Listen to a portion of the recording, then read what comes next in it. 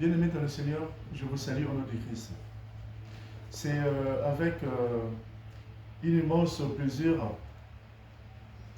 une immense joie, un immense plaisir, une immense joie que de vous retrouver ce soir pour parler de la parole de Dieu. Oui, bien-aimés, ça fait toujours du bien de parler de la parole de Dieu. Le thème de la prédication de ces jours, bien-aimés dans le Seigneur, c'est les relations sexuelles dans le couple des chrétiens. Le thème d'aujourd'hui, c'est les relations sexuelles dans le couple des chrétiens. Oui, bien-aimés, c'est un problème qu'on retrouve très souvent dans le couple. On nous dit, bien-aimés, selon les exhortations de certains pasteurs, de certains prédicateurs, que quoique vous soyez mariés, mais il y a des interdits par rapport aux relations sexuelles. Il ne faut pas faire ci, il ne faut pas faire ça. Il ne faut pas faire cette position parce que c'est une abomination. Il ne faut pas faire ci. Mais bien aimé, aujourd'hui, on va essayer de parler sur ça. Oui, parce que bien aimé dans le Seigneur, tout ce qu'on pourra nous dire dans les églises, tout ce qu'on pourra nous dire par les prédicateurs, il faut que ce soit vérifiable dans la Bible. Parce que dans la Bible, bien aimé, toutes les questions qu'on peut se poser, ça se trouve dans la Bible. Tous les problèmes qu'on peut rencontrer, ça se trouve dans la Bible.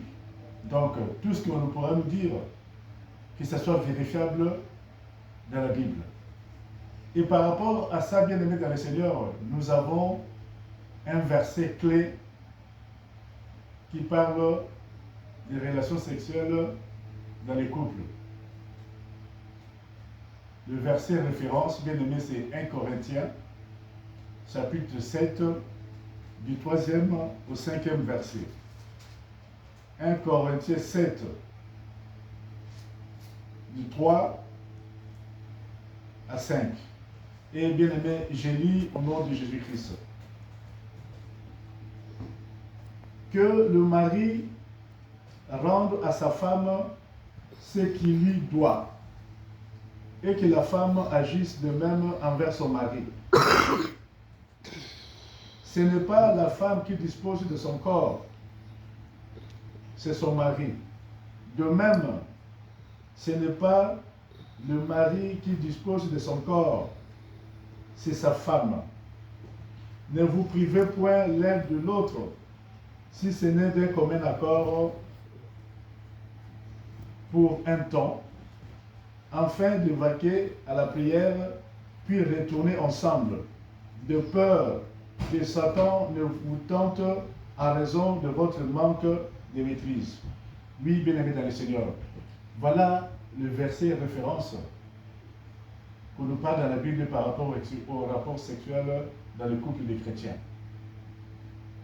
Dans 1 Corinthiens 7, de 3 à 5, on nous dit que le mari rende à sa femme ce qu'il lui doit. Et que l'homme ne dispose pas de son corps, mais c'est sa femme. Et que la femme ne dispose pas de son corps, mais c'est son mari. Donc cela veut dire par là, bien aimé, que en matière de relations sexuelles dans le couple, que on ne doit pas se priver. C'est ce qu'on nous dit dans 1 Corinthiens 7:3. Et que personne ne peut priver l'autre. Parce que ton corps, la femme, son corps ne l'appartient pas, appartient à son homme. Et que l'homme, son corps ne lui appartient pas, mais appartient à sa femme. Donc, ne vous privez de rien, ce qui est écrit dans la Bible, bien évidemment, dans le Seigneur. Voilà le verset de référence par rapport aux relations sexuelles. On nous dit de nous priver point. Et que si quelqu'un demande, il faut le satisfaire. Si le mari demande, la femme a obligation de satisfaire son mari. Et si la femme demande, le mari a obligation de satisfaire sa femme. C'est ce qu'on nous dit dans la Bible. Et à part ça, on ne parle plus d'autre chose. On ne nous dit pas, bien aimé, par rapport à ce verset, que non, vous n'allez pas faire ci, vous n'allez pas faire ça, que vous n'allez pas faire cette position parce que c'est une abomination. Ce n'est pas écrit dans la Bible, bien aimé dans le Seigneur. Mais comme j'avais dit tout à l'heure, tout ce qu'on peut nous enseigner dans les églises, il faut que ce soit vérifiable dans la Bible. Mais moi, je ne connais pas d'autres versets. Le verset que moi je connais, qui parle de ça, c'est 1 Corinthiens 7, verset 3. On nous dit seulement de ne pas nous priver. Et que on peut seulement se priver pour des raisons de prière. C'est ce qui est écrit. Pour des raisons de prière, pendant le jeûne de prière, c'est là où on doit s'abstenir. Mais, en dehors de ça, on nous dit de ne point nous priver de l'un de l'autre. Et que le corps de la femme, c'est pour son mari. Le corps du mari, c'est pour sa femme. C'est ce qu'on nous dit dans la Bible, bien aimé. On ne parle pas d'autre chose. Oui, bien aimé, parce que l'adultère est interdit dans la Bible. On connaît les versets.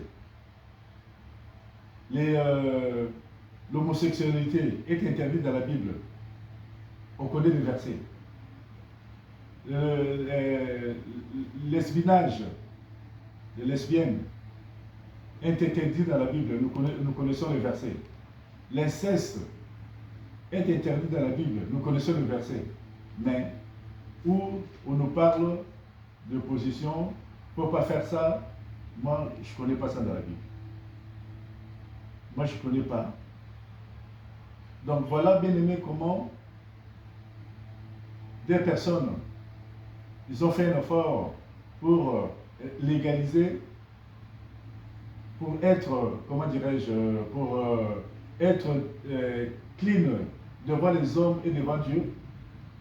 Les gens se marient à l'église, les gens se marient à la mairie pour être en ordre devant Dieu, mais ça ne suffit pas, on commence encore à leur coller les interdits. Oh non, on ne doit pas faire ça, c'est une abomination. On ne doit pas faire ça, c'est une abomination. Oui, bien aimé. Et dans Proverbe 23, verset 18, là encore, on nous parle de ça. Qu'est-ce qui est écrit, bien aimé, dans au Proverbe 23, Proverbe 5, verset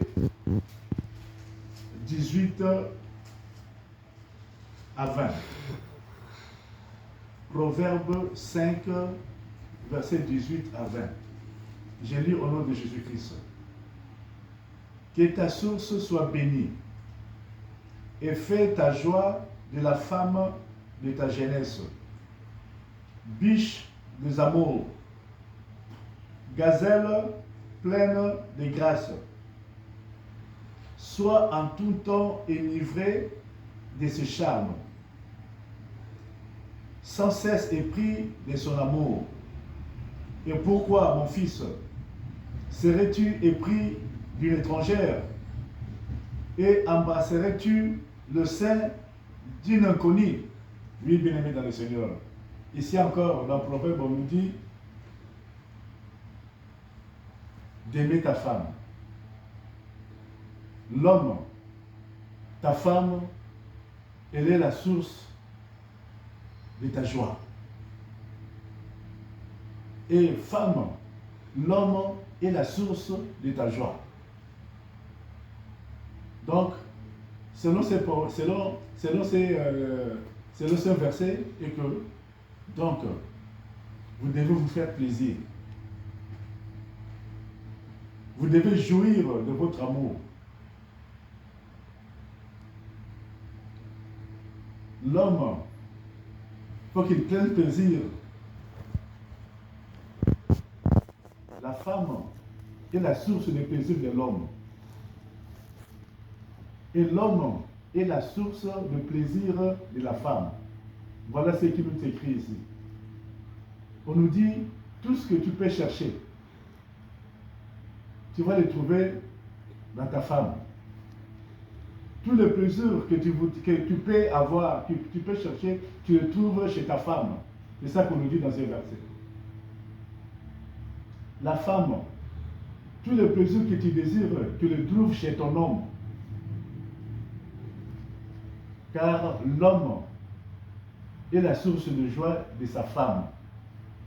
Et la femme est la source de joie de son homme.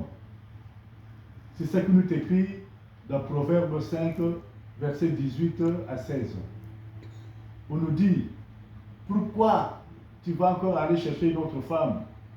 Parce que tout le plaisir que tu voudrais avoir, tu le trouves chez ta femme. Pourquoi aller encore chercher du plaisir ailleurs? Parce que la femme qui est avec toi dans ta maison, elle est la source de ton plaisir. Elle est la source de ta joie. Oui, bien-aimés dans le Seigneur, voilà ce que nous dit la Bible. À travers ces versets, bien-aimés, on nous donne le symbole de deux animaux, biche et gazelle. La biche, c'est le symbole de l'amour. La biche, c'est le symbole de la liberté. Oui, bien-aimé. Qui est la liberté dans les relations sexuelles. Qui n'est pas les contraintes. Comme les autres veulent nous faire comprendre. Étant mariés, étant légal devant Dieu, mais on impose encore des lois. Mais on nous dit, biche d'amour. La biche, c'est le symbole de la liberté, le symbole d'amour. On nous dit, gazelle, pleine de grâce. Oui, la gazelle, on nous dit la gazelle, c'est le symbole de la souplesse. Oui, qui est la souplesse dans l'amour. Qu'il n'y ait pas de contraintes dans l'amour. Qu'il n'y ait pas des interdits dans l'amour, bien-aimé dans le Seigneur. C'est ça que nous dit ce verset.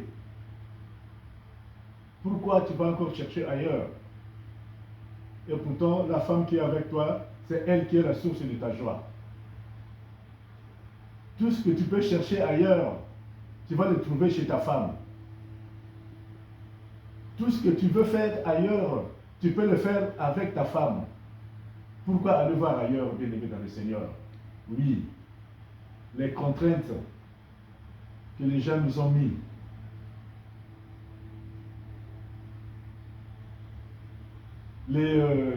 Comment dirais-je, les contraintes que les gens ont mises sur les gens. Il ne faut pas faire ci, il ne faut pas faire ça. Et où on ne trouve pas ça dans la Bible. On ne trouve pas ça dans la Bible, bien-aimé dans le Seigneur. Moi, je me demande où est-ce qu'ils trouvent ça. Bon, on connaît leur façon de fonctionner, hein. Ils vont dire que non, c'est le Saint-Esprit. Non. Nous avons tout dans la Bible. Nous avons tout dans la Bible, bien-aimé dans le Seigneur. Voilà. C'est pourquoi on interdit l'adultère dans le christianisme. Parce que la femme qui est avec toi, elle est la source de ta joie. C'est pourquoi on interdit l'adultère dans le christianisme. Parce que l'homme qui est avec toi est la source de ta joie, de ton plaisir. Il faut jouir en amour, bien-aimé dans le Seigneur, avec la femme avec qui tu vis. Il faut jouir de l'amour avec l'homme qui est avec toi. Oui, la liberté. On nous demande la liberté. Pas de contraintes dans les relations sexuelles. Pas des interdits, bien-aimés dans le Seigneur. Parce qu'on les trouve nulle part dans la Bible. Oui. On ne trouve ça nulle part dans la Bible. Nous, là où on nous dit qu'il ne faut pas faire cette position, on ne le trouve pas dans la Bible. faut pas faire ci, il ne faut pas faire ça, parce que c'est une abomination. On ne le trouve pas dans la Bible. Ce sont des gens qui ont inventé ça. Les gens qui ont rajouté des lois. Les lois des hommes. Ce ne sont pas les lois de Dieu. Parce que toutes les lois de Dieu se trouvent dans la Bible. Tous les interdits, ça se trouve dans la Bible. Dans Lévitique, où on nous parle des interdits. On interdit l'homosexualité, on le trouve dans la Bible. On interdit l'inceste, on le trouve dans la Bible. On interdit l'espionnage, on le trouve dans la Bible. Mais, il ne faut pas faire ci, il ne faut pas faire ça. C'est écrit nulle part. Le verset référence par rapport aux relations sexuelles, c'est dans 1 Corinthiens 7, verset 3 à 5, où on nous dit, ne vous privez point. Ne vous privez point en amour.